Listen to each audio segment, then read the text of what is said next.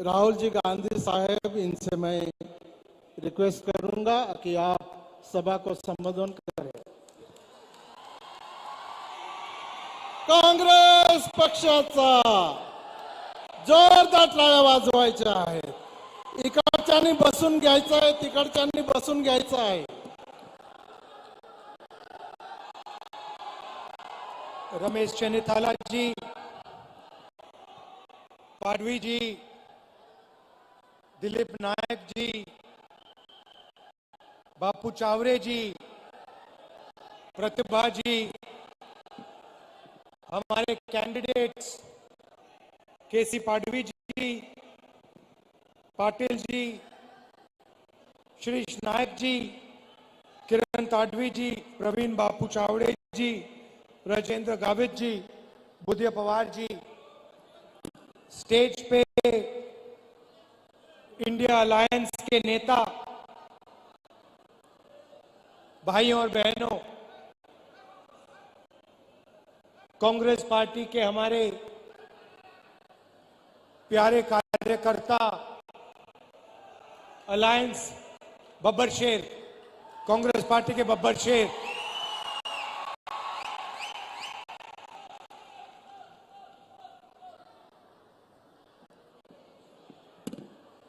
ये जो लड़ाई है ये विचारधारा की लड़ाई है। चुनाव हो रहा है मगर दो विचारधाराओं की, दो सोच की टक्कर है। ये कांग्रेस पार्टी कहती है, इंडिया गठबंधन कहता है कि देश को संविधान के माध्यम से चलाना चाहिए।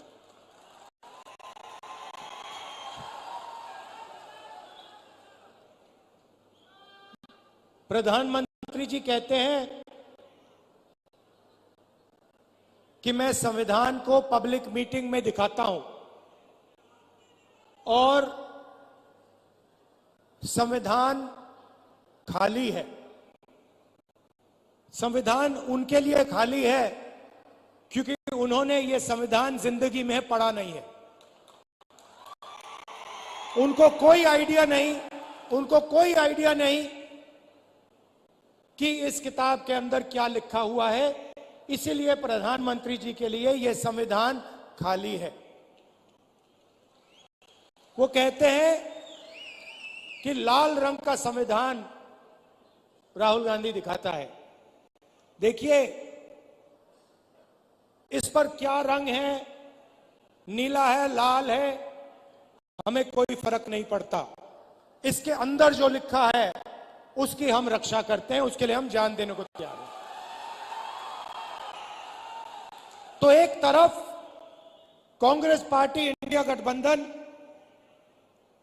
जो संविधान की रक्षा कर रही है, मैं आपसे पूछना चाहता हूं और आदिवासी भाई और बहन इस बात को सबसे अच्छा समझेंगे। आज हमने यहां बिरसा मुंडा जी, भैया थोड़ा सामने से हटिए, थोड़ा सामने से हटिए। ये आज हमने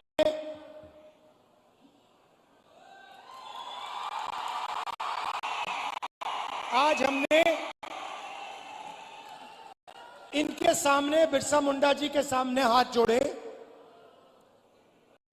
मत्था टेका। मैं आपसे पूछना चाहता हूं, क्या बिरसा मुंडा जी की सोच इसमें नहीं है?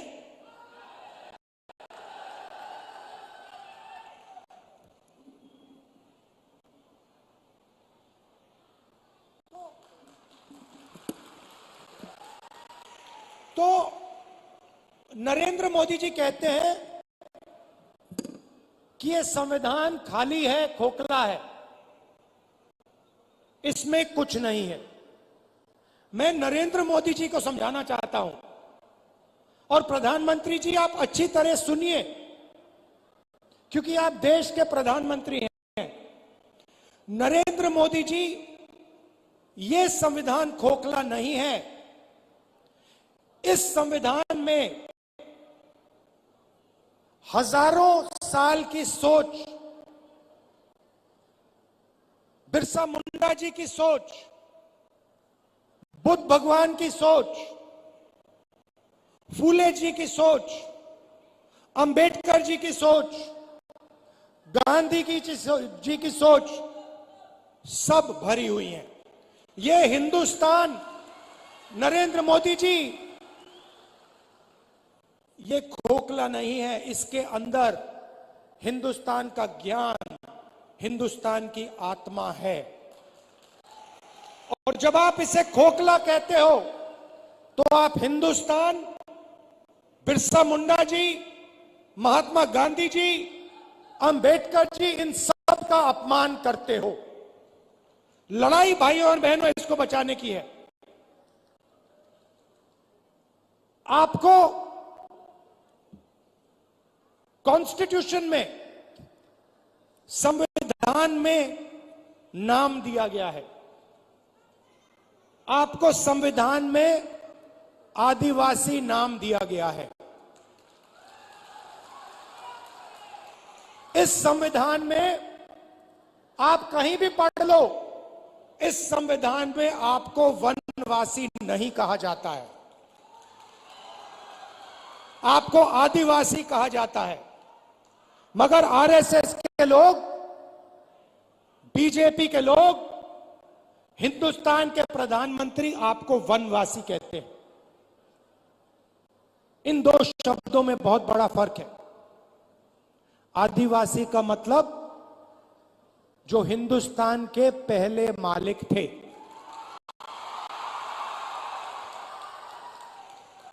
इस संविधान में बिरसा मुंडा जी ने जो त्याग किया, जो शहीद हुए, उनके शब्द हैं। इसीलिए संविधान में आपको आदिवासी नाम दिया गया है। आदिवासी नाम का मतलब समझिए। आदिवासी नाम का मतलब हिंदुस्तान के पहले निवासी, हिंदुस्तान के पहले मालिक।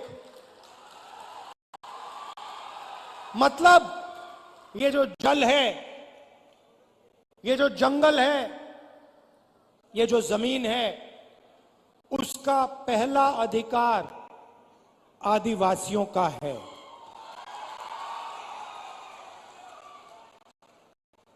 ये बात, इसके लिए बिरसा मुंडा जी लड़े थे कि जमीन हमारी, जल हमारा, जंगल हमारा, और जल, जमीन और जंगल का फायदा हमें नहीं मिल रहा। इसीलिए शहीद हुए। वो अंग्रेजों से लड़े। आज वही सोच लेकर नरेंद्र मोदी, आरएसएस और बीजेपी घूम रही। वो कहते हैं आप वनवासी हो। वनवासी का मतलब आप जंगल में रहते हो। वनवासी का मतलब आपको ना जल पर, ना जंगल पर, ना जमीन पर अधिकार होना चाहिए। वो आपसे अधिकार छीनते हैं। आपको कहते हैं आप वनवासी हो, और फिर पूरे देश में जंगल काटने का काम करते हैं, आपकी जमीन छीनने का काम करते हैं। पैसा कानून कौन लाया? जमीन अधिग्रहण बिल कौन लाया? न्यामगिरी में कौन लड़ा? कांग्रेस पार्टी लड़ी, इंडिया गठबंधन के लोग लड़े। जमीन अधिग्रहण बिल से आपकी जमीन की रक्षा, पैसा कानून से, ट्राइबल राइट्स एक्ट से जंगल, जल, जमीन का अधिकार आपको।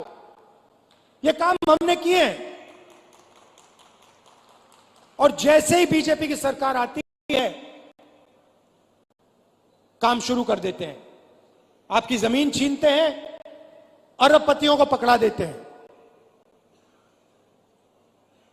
आपका जल ले जाते हैं, आपका जंगल ले जाते हैं, और आपको कहते हैं भैया आप वनवासी हो। मैं आपसे सवाल पूछना चाहता हूं, आप वनवासी हो, आस्ते आस्ते आस्ते आस्ते सब जंगल जा रहा है। 10, 15, 20 साल में हिंदुस्तान में बहुत कम जंगल बचेगा, तो फिर आप कहां के रहोगे? अगर जंगल ही नहीं रहा तो वनवासी कहां जाएंगे? आप दूसरे प्रदेशों में जाओगे, मजदूरी करोगे। वनवासी का मतलब आपके बच्चों को शिक्षा ना मिले। वनवासी का मतलब आपके बच्चे इंजीनियर, डॉक्टर, लॉयर ना बने, अपना बिजनेस ना चालू करें। वनवासी का मतलब आपके बच्चे पायलट ना बने। आदिवासी का मतलब आपके बच्चे इंजीनियर बने, डॉक्टर बने, लॉयर बने, आपके बच्चे बिजनेस चलाएं, सरकार चलाएं। यह है फर्क आदिवासी वनवासी में। अब दूसरी बात आपको बताना चाहता हूं, और इस बात को आप दिल में रखिए। हिंदुस्तान में आदिवासियों की 8% आबादी है। अगर आप 100 लोग चुनो तो 800 में से आदिवासी है। सही बात? तो मैंने पता लगाया, आबादी 8%। तो मैंने पता लगाया, ठीक है भाई, अगर 8% आबादी है तो भागीदारी कितनी होनी चाहिए? अगर 8% आबादी तो कितनी भागीदारी? 8% होनी चाहिए। सही है गलत? सही है ना? बराबर है ना? अगर 100 में से 8 आप हो तो फिर भागीदारी भी होनी चाहिए 8 की। तो मैंने पता लगाया, मैंने कहा देखो भाई, पता लगाते हैं हिंदुस्तान की सरकार में आदिवासियों की कितनी भागीदारी है। 90 अफसर हिंदुस्तान की सरकार को चलाते हैं। 90 अफसर हिंदुस्तान की सरकार को चलाते हैं। जो आप जीएसटी का पैसा देते हो, रोज देते हो, वो पैसा दिल्ली की सरकार को जाता है, उसको 90 अफसर बांटते हैं। मैं आपसे पूछना चाहता हूं, अगर दिल्ली की सरकार 100 रुपए खर्च करती है तो उसमें से आदिवासी अफसर कितने रुपए का निर्णय लेते हैं? बताइए, बताइए, बताइए। शांत हो गए आप? ये आपको मालूम होना चाहिए, ये सच्चाई आपको मालूम होनी चाहिए। भाइयों बहनों, अगर हिंदुस्तान की सरकार 100 रुपए खर्च करती है तो आदिवासी अफसर 10 पैसे का निर्णय लेते हैं। मतलब आपकी भागीदारी 100 में से 8%, आपकी आबादी 100 में से 8, आपकी भागीदारी 100 रुपए में से 10 पैसे। 90 में से सिर्फ एक अफसर आदिवासी है और उस अफसर को पीछे कोने में बैठा रखा है, उसको काम नहीं देते। बड़ी मिनिस्ट्री उसके हाथ में नहीं है। उसको कहते हैं आप आदिवासी हो, आप पीछे बैठो। आप वनवासी हो, आप पीछे बैठो। यह बदलना है। बदलने का तरीका जाति जनगणना, कि सबको पता लग जाए कि सचमुच में आदिवासियों की कितनी भागीदारी है। मैं आपसे पूछना चाहता हूं, आप मीडिया देखते हो ना? देखते हो मीडिया? ये बड़े बड़े टीवी वाले एंकर हैं, इसमें से मुझे एक आदिवासी का नाम बता दो। एक आदिवासी का नाम बता दो, एक दलित का नाम बता दो, एक पिछड़े वर्ग का नाम बता दो। नहीं मिलेगा। हिंदुस्तान की सबसे बड़ी कंपनियों में, अदानी की कंपनी में, अंबानी की कंपनी में, मुझे एक आदिवासी नाम बता दो। नहीं मिलेगा। मजदूरों की लिस्ट निकालो, मनरेगा की लिस्ट निकालो, आदिवासी उसमें भरे हुए हैं। ये इमारतें आप बनाते हो, सड़कें आप बनाते हो, खून पसीना आप देते हो, मगर हिंदुस्तान में आपको भागीदारी नहीं मिलती है। ये सच्चाई है, इस सच्चाई को स्वीकार करना ही पड़ेगा। और मेरा लक्ष्य है कि आदिवासियों को, दलितों को, पिछड़े वर्ग को हिंदुस्तान में भागीदारी मिले, हिंदुस्तान में पावर मिले, सरकारों में जगह मिले, बिजनेस में जगह मिले। यह फर्क है आदिवासी में, वनवासी में। महाराष्ट्र की थोड़ी सी बात करता हूं आपको। हमारी सरकार आएगी तो हम आपके लिए क्या करने जा रहे हैं। नरेंद्र मोदी जी ने 16 लाख करोड़ रुपया अरबपतियों को कर्जा माफ करके दिया है। 1 लाख करोड़ रुपए धारावी की जमीन नरेंद्र मोदी की सरकार, महाराष्ट्र की सरकार अदानी को पकड़ा रही है। 1 लाख करोड़ रुपए की जमीन दे रही है। आदिवासियों को क्या दिया, दलितों को क्या दिया, पिछड़ों को क्या दिया, किसानों को क्या दिया, मजदूरों को क्या दिया, महिलाओं को क्या दिया? कुछ नहीं। इसलिए हमने मन बना लिया, जितना पैसा नरेंद्र मोदी अरबपतियों को देगा, जितना कर्जा माफ उनका करेगा, हम आपका करेंगे।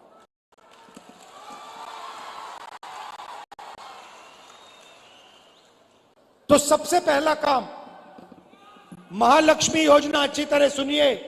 ये आदिवासी बहनें जो आई हैं,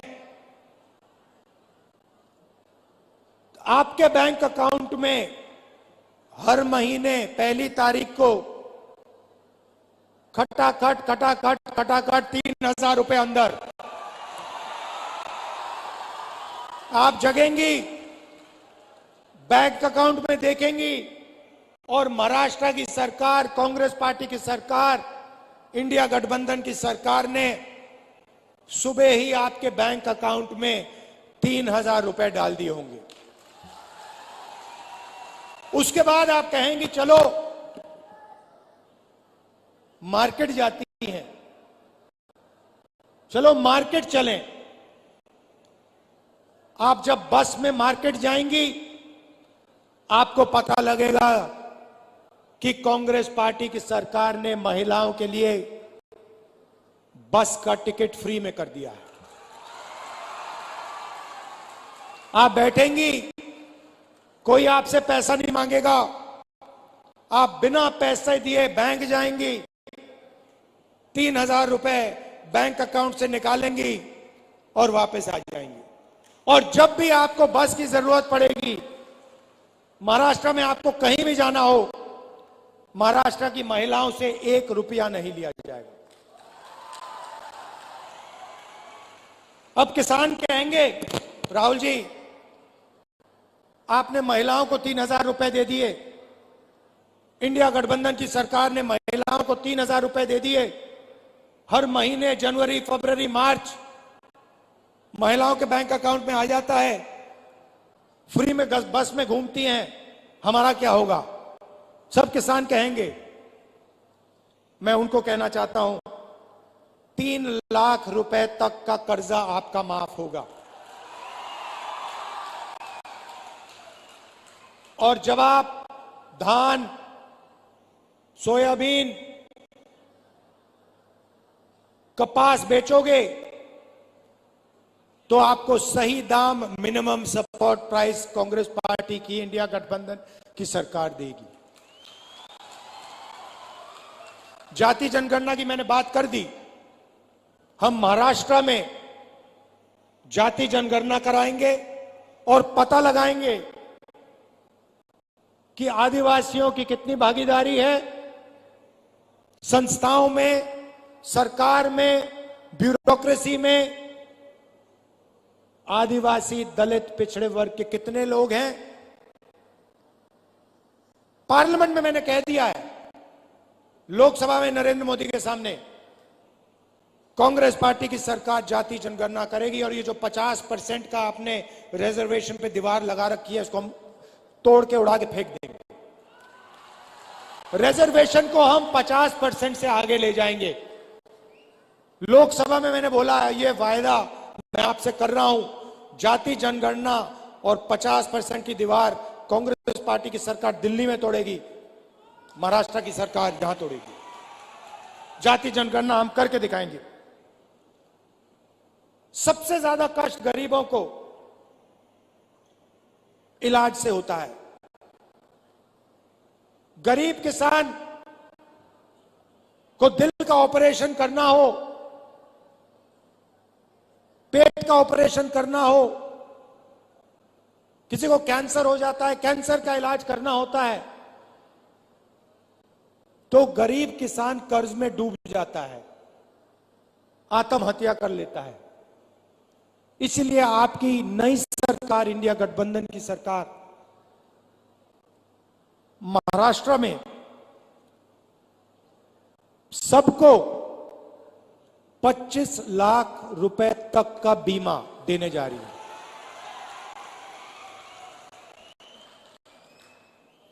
दिल का दौरा पड़े, कैंसर हो, किडनी की बीमारी हो, लिवर की बीमारी हो, पेट की बीमारी हो, आप अस्पताल जाओगे, 25 लाख रुपए तक का इलाज आप मुफ्त में करवाओगे। और युवाओं को, बेरोजगार युवाओं को 4,000 रुपए प्रति महीना, जब तक वो रोजगार पा लेंगे। और 2.5 लाख सरकारी रोजगार जो नरेंद्र मोदी और बीजेपी की सरकार, महाराष्ट्र की सरकार नहीं दे रही, वो हम आदिवासियों के, दलितों के, पिछड़ों के, गरीब जनरल कास्ट के लोगों के हवाले कर देंगे।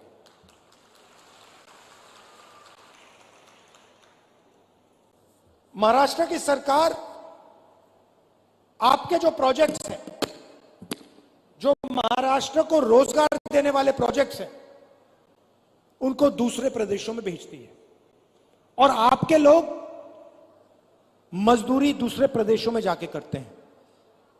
उदाहरण देता हूं, वेदांता और फॉक्सकॉन का सेमीकंडक्टर प्लांट, जिससे महाराष्ट्र के युवाओं को 10,000 रोजगार मिलते, 1.5 लाख करोड़ रुपए का प्लांट है, यह उन्होंने महाराष्ट्र से छीनकर गुजरात भेज दिया। टाटा एयरबस का मैन्युफैक्चरिंग यूनिट, 10,000 रोजगार, 1.8 लाख करोड़ का प्रोजेक्ट है, यह महाराष्ट्र की सरकार ने गुजरात भेज दिया। आईफोन बनाने का प्लांट, 2 लाख करोड़ रुपए का प्लांट, 75,000 युवाओं को रोजगार मिलता, यह उन्होंने महाराष्ट्र से छीनकर गुजरात भिजवा दिया। ड्रग पार्क, 80,000 लोगों को रोजगार मिलता, छीन के गुजरात पहुंचा दिया। गेल पेट्रोकेमिकल प्लांट प्रोजेक्ट, 60,000 करोड़ का प्रोजेक्ट था, 21,000 युवाओं को रोजगार मिलता, यह उन्होंने आपसे छीन के दूसरे प्रदेश में भिजवा दिया। अगर हम सब रोजगार मिला दें तो महाराष्ट्र से बीजेपी की सरकार ने 5 लाख रोजगार छीनकर दूसरे प्रदेशों में भिजवा दिए। इसीलिए आपको यहां रोजगार नहीं मिलता है, इसीलिए यहां आपको बेरोजगार बना दिया गया है। यह काम इंडिया गठबंधन और कांग्रेस पार्टी की सरकार नहीं करेगी। महाराष्ट्र के प्रोजेक्ट्स महाराष्ट्र में रहेंगे, गुजरात के प्रोजेक्ट्स गुजरात में रहेंगे। हम ये नहीं चाहते कि आपके सारे के सारे प्रोजेक्ट्स यहां से छीनकर दूसरे प्रदेशों में भेजे जाएं और आदिवासी युवा जाकर बंधुआ मजदूर बने गुजरात में, दूसरे प्रदेशों में। हम चाहते हैं कि आपको महाराष्ट्र में रोजगार मिले, सही रोजगार मिले, इज्जत का रोजगार मिले। इसीलिए हम चुनाव लड़ रहे हैं, इसीलिए हम यहां अपनी सरकार बनाना चाह रहे हैं। याद रखिए, मेन लड़ाई, सच्ची लड़ाई संविधान की है। आपको जो भी मिला, जमीन, जल, जंगल, शिक्षा, स्वास्थ्य, रोजगार, जो भी मिलता है, मनरेगा, भोजन का अधिकार, ये सब इस किताब ने दिए हैं। और इस किताब के अंदर पवित्र सोच है, बिरसा मुंडा जी की सोच है, महात्मा गांधी की सोच है, अंबेडकर जी की सोच है, बुद्ध भगवान की सोच है। और जब नरेंद्र मोदी कहते हैं कि यह संविधान खोखला है, इसके अंदर कुछ नहीं है, तो वो बिरसा मुंडा जी का अपमान करते हैं, बुद्ध भगवान का अपमान करते हैं, महात्मा गांधी, अंबेडकर जी का अपमान करते हैं, फूले जी का अपमान करते हैं। भाइयों और बहनों, आरएसएस इसके खिलाफ है, बीजेपी इसके खिलाफ है। इसलिए वो आपको वनवासी कहते हैं, इसलिए वो आपकी जमीन छीनते हैं, इसलिए जल, जंगल, जमीन का फायदा आपको नहीं देते। हम इसकी रक्षा करते हैं और रक्षा करते जाएंगे। आपको आपका अधिकार हम आपको दिलवाएंगे, क्योंकि आप आदिवासी हो। आप सबका मैं दिल से धन्यवाद करता हूं। दूर दूर से आप आए, कष्ट उठाया, आपने इतने प्यार से मेरी बात सुनी, इसके लिए मैं आपको दिल से धन्यवाद करता हूं। नमस्कार, जय हिंद। राहुल जी, बहुत बहुत धन्यवाद सर। काँग्रेस पक्षाचा एकूच चाले, केडो आखे आवे ना